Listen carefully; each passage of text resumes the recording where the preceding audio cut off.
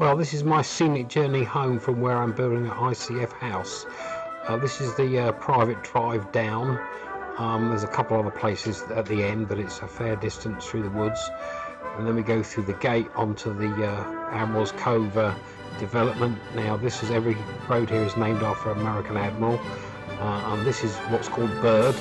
And we're heading down facing the Olympic Peninsula across Puget Sound.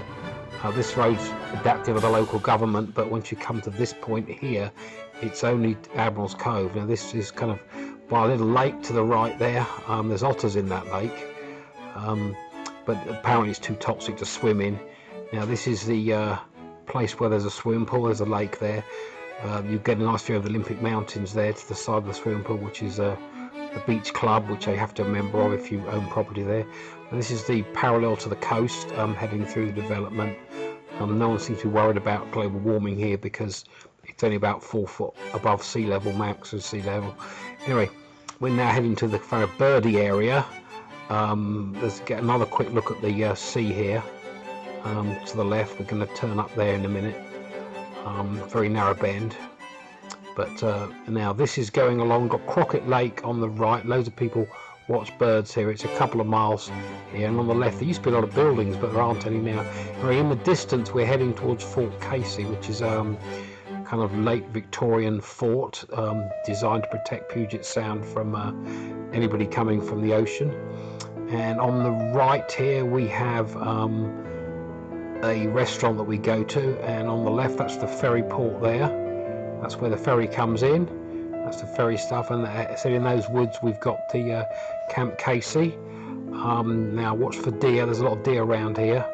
Yep, no, the deer. No, this is just showing the way into the fort. There's some buildings through the fort. The main fort is up in the woods, and this is where you've got to be careful for deer because a lot of deer come around and get in the way. And oh, here's one. Oh, I almost caught him. There we go. Now we're going up the hill now. We're heading towards Coupeville. On the left we're going to go past Evie's Landing. This is very fertile land, very flat. I presume it's a floodplain where the soil's meant to be very good here, and one of the first places that people had their 32 acres because people could move here and the person could have 32 free acres if they basically marked it out and cultivated it. So the first people that came here ended up owning vast amounts of land, but there was no one here except the Native Americans, and they didn't seem to be that bothered. They used to actually like the whites because the whites would protect them from the Hyder tribe from up north. Used to come down here so often and kill them and take them as slaves. So when the white people came and built their block houses, they were quite happy. Now this is Coupeville anyway. We're heading to the crossroads here.